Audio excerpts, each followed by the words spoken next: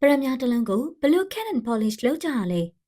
မြေရောက်ကနေထွက်လာတဲ့ပရမများချမ်းတစ်ပွင့်ကိုကျမတို့လက်ထဲမှာတောက်ပနေတဲ့ဖိုးတန်ရတနာတစ်ပါးပြစ်လာစေဖို့အတွက်ကျွမ်းကျင်ပညာရှင်တွေအနေနဲ့စိတ်ရှိလက်ရှိနဲ့အဆင့်ဆင့်ချော့တက်ပေးရတာပါ။ကျောင်းရည်တဘာဝပုံစံနဲ့အသားရည်ကိုမထိခိုက်စေပဲအယောင်သွေးနဲ့အလင်းပြန်နိုင်စွာအကောင်းဆုံးဖြစ်အောင်တွက်ချက်ပြီးဖြတ်တောက်တာစိန်ခေါ်မှုပြည့်တဲ့နုပညာလက်ရာတစ်ခုပါပဲ။အဲဒီနောက်မှာအလေးဟန်ဟန်ညီညာချုံးမွေအောင်အဆင့်ဆင့်ပို့တိုက်ပေးရတဲ့ polishing လုပ်ငန်းစဉ်ကဗရမများရဲ့တင့်တယ်မှုကိုအပြည့်အဝပေါ်လွင်စေပါတယ်။ဒါကြောင့်ဒီနေ့မှာတပောင်းဝရဲ့အံ့ဖွယ်ဗရမများတစ်လုံး jewelry ဖြစ်လာဖို့ဘယ်လို cat and polish လုပ်ကြသလဲဆိုရဲစိတ်ဝင်စားစရာအဆင့်ဆင့်ကိုအသေးစိတ်ဖော်ပြပေးသွားမှာဖြစ်ပါတယ်ရှင်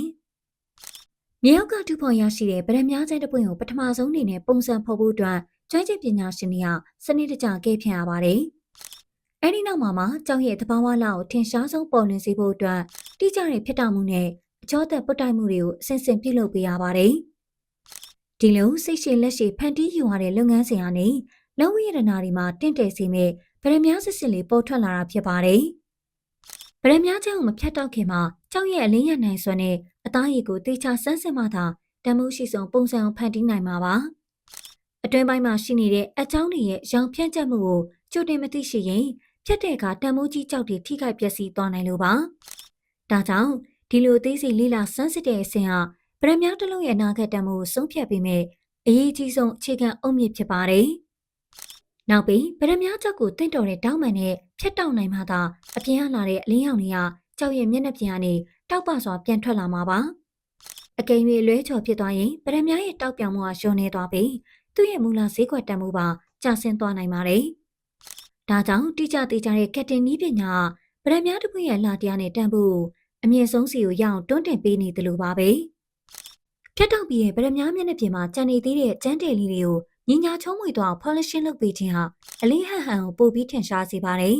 ။ဒီဆင်ပြီးသွားပြီးတဲ့အခါမှာဗရမများရဲ့ညီမြန်းတောက်ပနေတဲ့ရောင်သွေးနဲ့ညီညာတဲ့အလားတရားတို့ပြေဝပေါ်လွင်လာပါတော့တယ်။တကယ်တော့ polishing ဆိုတာကြောင်မြတ်တစ်ပွင့်ရဲ့နောက်ဆုံးပုံရိပ်ကိုပြည့်ပြည့်စုံသွားစေတဲ့မော်ပညာတစ်ရက်လိုပါပဲ။ဗရမများအမှာကြောပြီးမယ်အလိုထိခိုက်လွယ်တဲ့အတွက် polishing လုပ်တဲ့အခါမှာအတွေ့အကြုံရှိတဲ့ကျွမ်းကျင်လက်တွေရဲ့တိကျသေးချာမှုကမရှိမဖြစ်လိုအပ်ပါတယ်။တန်ဖိုးကြီးမားတဲ့ကြောင်မြတ်တစ်လုံးကိုအမှားရမရှိပဲအကောင်းဆုံးပုံဖော်နိုင်ဖို့အတွက်ပညာရှင်ရဲ့အားဆိုင်မှုနဲ့လက်မှုစွမ်းရည်အဓိကတော့ချက်ဖြစ်ပါတယ်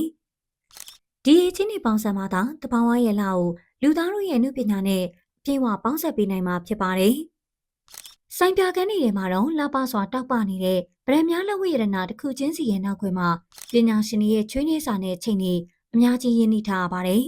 ။တဘာဝပေးရထားတဲ့ဖိုးတန်လက်ဆောင်ကိုလူသားတွေရဲ့တီထွင်ကြံစမှုနဲ့အမှုပညာလက်ရာတွေပေါင်းစပ်လိုက်တဲ့အခါမှာတော့တကယ့်ကိုအဖိုးမဖြတ်နိုင်တဲ့ရတနာတစ်ပါးဖြစ်လာပါတော့တယ်။ဒါကြောင့်လက်ရမြောင်းလာတဲ့ဗရမများလေးတွေကိုဝစ်ဆင်ရတာဟာတကယ့်ကိုဂုဏ်ယူစရာအမှတ်တရတစ်ခုဖြစ်နေရတာပဲဖြစ်ပါတယ်ရှင်။ဟုတ်ကဲ့ပါ။နောက်ထပ်လည်းရတနာနဲ့ပတ်သက်ပြီးတော့ဒီလိုမျိုးဘုသူတရစေနိုင်တဲ့အကြောင်းအရာတွေကိုဆက်လက်တင်ဆက်ပေးသွားမှာဖြစ်လို့စောင့်မျှော်ကြည့်ရှုအားပေးခြင်းနဲ့ဆိုရင်တော်ဝင်ရွှေ YouTube Channel လေးကို Subscribe လေးလုပ်ခဲ့ပေးပါအောင်ရှင်။အဆုံးထိကြည့်ရှုပေးလို့ကျေးဇူးထူးပဲတင်ရှိပါတယ်ရှင်။